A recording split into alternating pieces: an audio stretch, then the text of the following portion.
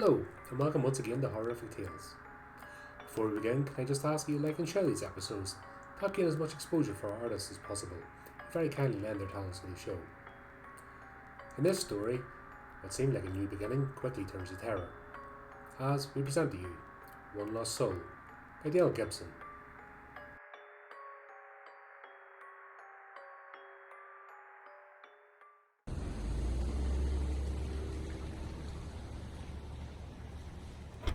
This is my worst nightmare, and this is the reason why. So, there I was, moving the rest of the boxes from the boot of my Audi into my new apartment, when I first saw the lady standing at my bedroom window. She appeared as an unsubstantial fog upon the glass. Do you ever wish you had listened to your instincts? You know, that gut punch that warns you something isn't right. It shivered right through me, but I brushed it off. There was no going back. I had nothing to go back to. This would be my new beginnings. A fresh start, away from pushy parents and an abusive ex-boyfriend. After slamming the boot shut, and with the last box in hand, wrestling with a bag of groceries, I entered my new abode. When I found this apartment on the realtor's website, I paid the deposit immediately. Because rental properties are fairly hard to find in the CBD, I was fortunate this one had recently become available. The photograph showed a small, tidy flat, with lots of aluminium, steel, wooden flooring and one double bedroom. The fact that it came fully furnished was a great advantage. The complex itself looked nice, with identical apartments, balconies overlooking a large front garden and a residential outside pool. I was surprised it was quite a lot cheaper than some of the other properties I had searched online. I signed the contract. Done deal. It had been a full-on day, unpacking and rearranging furniture. Exhaustion overcame me. Desperate for sleep, I climbed into bed. That is when I first heard scratching sounds coming from within the walls. I jumped out of bed in fright, clicked on the light switch, but nothing happened. I tried again to no avail. I followed the scratching around in the darkness, believing it was rats or some other rodents making their homes inside the walls. I remember thinking there might be an infestation. Perhaps that explained the cheaper rent. I gave up and tried to sleep, slightly confused and a little unsettled. I should have been terrified, but I wasn't. Not yet. My brain said it was rats. They were eating my toes in my nightmare. I woke with a scream lodged in my throat. I tossed and turned in a discombobulated state of slumber. So my first night sleeping in my new flat was fractured. The persistent scratching continued for a week or so, until I turned into little knocks and taps all over the place. Inside the cupboards, wardrobe, the walls, and even the ceiling, I continued for weeks on end. I couldn't sleep, my appetite was completely obsolete. And I couldn't tell you the last time I had a shower. Then the knocking and tapping suddenly stopped one night, and the silence was wonderful. However, I could feel a high tension and pressure building, like it does right before a storm. Then I started to notice that items were disappearing and being moved around my flat. I searched for my hairbrush, which I finally found in the freezer 5 days later. The TV remote I found atop of the bookshelf. I had to reach it with a chair to retrieve it. This was beginning to disturb me. I started to believe that someone was getting into the apartment somehow, and was intensely moving things around. I didn't take it any further. In fact, I had no idea what to do about it. In my scared state of mind, I decided to talk to the neighbours. I'd been here for weeks and hadn't come across anybody. I knocked upon every door in the complex, but no one answered. Thinking everyone was at work, I went back to my flat, and it all turned to shit after that. The shadows came. They followed me everywhere, and each time I tried to see them face on, they would disappear. I was petrified. I started to think I was going crazy. They stopped hiding after some time. I would see them in the hallway, glance them in the mirrors, and most terrifying of all, they'd be in plain view watching me. One night I woke to find someone standing at the bottom of my bed. In fright, I turned on the bedside lamp, but the figure had gone. When they started moving furniture, opening and shutting cupboards, slamming closed the inner doors, I knew I was out of my depth. But there was no one to tell. My cell phone battery was dead, and I couldn't find my charger, so there wasn't a chance for me to call anyone for help. One morning, I woke to find the table stacked with items from the pantry. The cans were piled on top of one another, almost reaching the ceiling.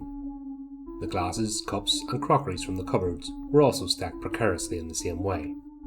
As I stood in the doorway, confused and scared, I heard banging at the front door. When I went to answer it, A little old lady was standing there in the pouring rain. "Hello," I said. "Yes, hello there. Isn't it a beautiful day? I love the rain," she said in a quiet, gentle voice. We stood there, me not moving, holding the door between us and her staring at the sky. She was drenched from the downpour. I got an instant feeling that there was something not quite right with this person. "Can I help you?" Thinking it must be a neighbour, I softened my fear. The clouds were moving in, and fog appeared from nowhere surrounding us. "Well, dear, that's the $1,000,000 question." The conversation had got a little strange. "Are you looking for someone?" "I've only recently moved in." "That is nice, dear. No, I'm not looking for anyone. I am looking for you." Her face changed suddenly. She was no longer quiet and old. She looked menacing. Her eyes rolled into the back of her head as she inched her way closer towards me. "Let me in, dear," she said. "I have something for you." My flight or fight senses were triggered, so I slammed the door shut in her face. In a state of utter shock, I fell backwards, terrified. I watched her slam her forehead into the glass panel in the door over and over again. I scrambled back into the dining room, only to discover all of the items were gone from the table. I rushed around searching through the cupboards and the pantry. Everything was back where they should be. After some time, the insistent banging stopped. By this stage, I had had enough, so I grabbed my keys, wallet and cell phone, thinking that I would charge it in the car.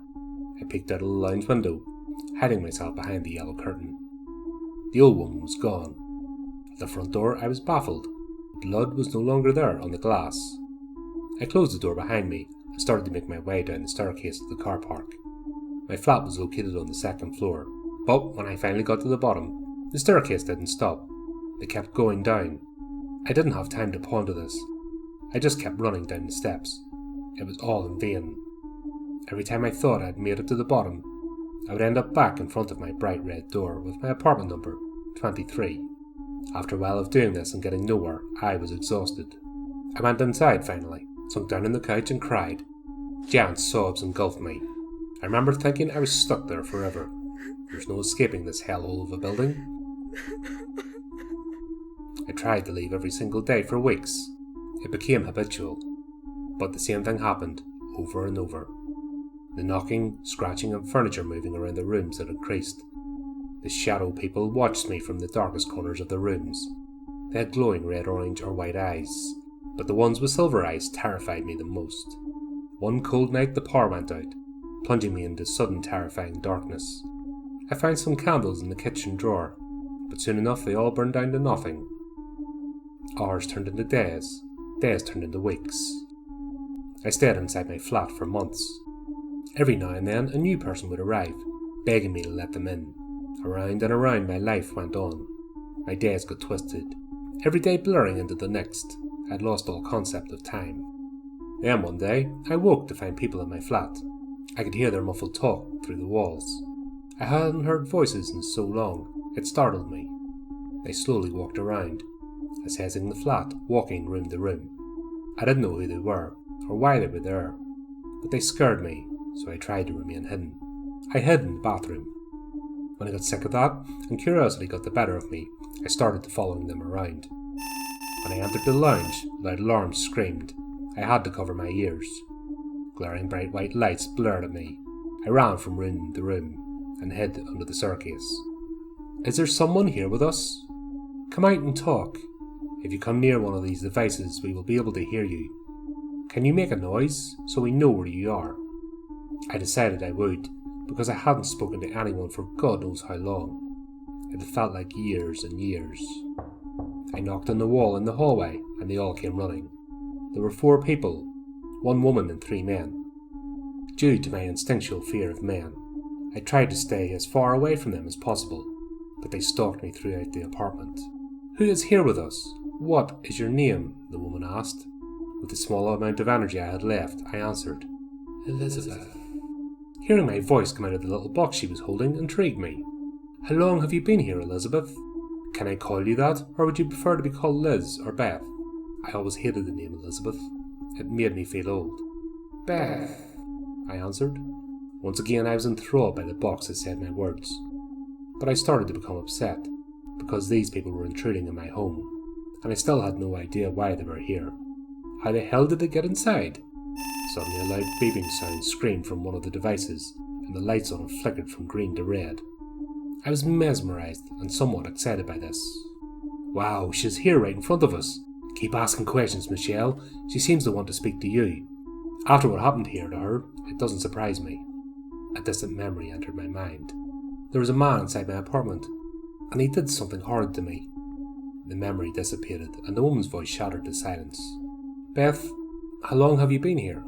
My energy was draining fast, so I used the energy from one of the devices to give me enough strength to answer. 4 years. Who killed you, Beth? I didn't want to say it, but I did. Man downstairs. It really is her. She knows who did it. Simon Class. Hearing his name made me angry, feeding my energy, so I threw a broken bowl across the room. They jumped from the mouldy, dilapidated couches in fright, standing in the middle of the room, looking around, confused and clearly startled. Michelle, you scared her. Here, I have a question, said the fat man. Beth, my name is John. Do you know you're dead? I was beyond anger, and something fierce was building inside of me. Get out! I screamed with all of my might, but it came out as a garbled mess of noise. The tall man with the beard picked up a device with a bright light and a small TV screen attached to it. I had never seen anything like it before. I was curious, so I wandered over to get a better look. Then I scrambled away when the lady started talking again. You can show yourself on the device in Tony's hand. It's called an SLS camera, and we can see you if you stand in front of it. It didn't make any sense to me. None of it did, but I decided to play along. I stood on the shelf in the lounge. Although it was broken, I managed to do it. There she is! Look, she's on the shelf! Hearing this, I darted away, making loud noises as I stomped along the hallway, knocking on the walls. Did you hear that? One of the men asked. I slammed the bathroom door shut, hoping to scare them out of my flat. Get out! Leave! I yelled as I shoved the woman, nearly knocking her over. What the hell?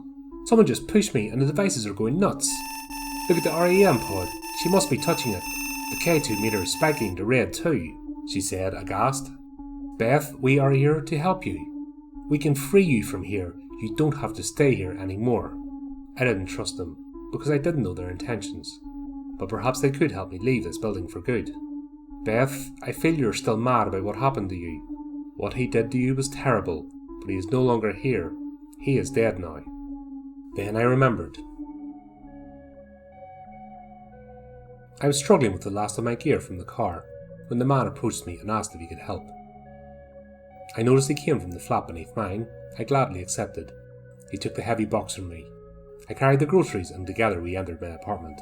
Where should I put this? He asked. Just in the bedroom on the bed, please. That would be great. As I fluffed around in the kitchen, packing away the shopping, I noticed he still hadn't come out of my bedroom. So I went looking for him. When I entered, he was standing in my closet going through my clothes. What are you doing? I asked, giving him a fright. Nothing. Just wondering if your wardrobe was the same size as mine. Instantly, I didn't believe him, because he had a pair of my stockings wrapped around his hands. This confused me to no end, raising goosebumps upon my skin. Instinctively, I recognized there was danger, but I didn't want to inflame the situation, so I laughed it off, not wanting him to see how scared I actually was in that moment. Thank you for your help. How rude of me. I don't even know your name. Simon Class. Lovely to meet you. Are you sure I can't help you unpack? 4 hands are better than 2, he chuckled. I'm all good, thank you. I will let you get on with your day. Thanks heaps for your help, Simon. Suddenly he grabbed me, and with my own stockings he strangled me to death. Then he did other things to me I wish I could erase forever. I snapped out of my reverie when the woman started talking again. Beth, if you need help to leave here, please knock on the wall or make a sound. I had no energy left, so I drained the battery from one of the cameras. Hell, my camera's flat. I just changed the battery. She must be using it for energy. With all of my remaining strength, I screamed through the device. Help me! Help me! So they did. I watched as they walked from room to room, splashing water on the damaged walls. I could hear them praying as they languished in my bedroom, spreading smoke from a bunch of sticks they held in their hands. The woman made the sign of the cross in every doorway, banishing any spirits who weren't supposed to be there, One of the men splashed more of the water on all the smashed windows and the ruined floorboards in every room. At the front door, the lady was saying she was opening a doorway for me to go through.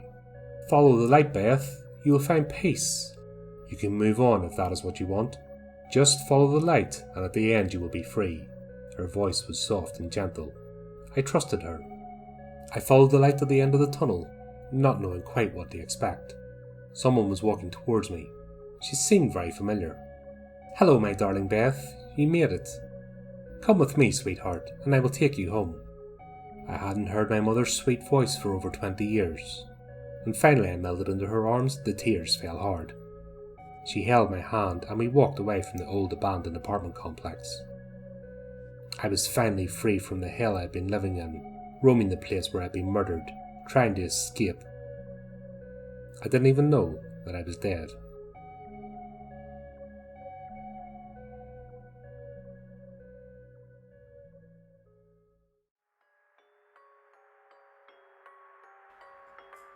Well, we hope that you enjoyed our latest horrific tale.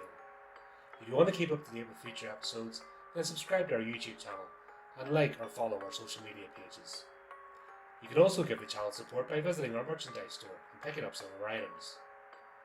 Please also take a moment to support our contributing artists who very kindly lend their talents to the show. Check out the links in the description on how you can do this.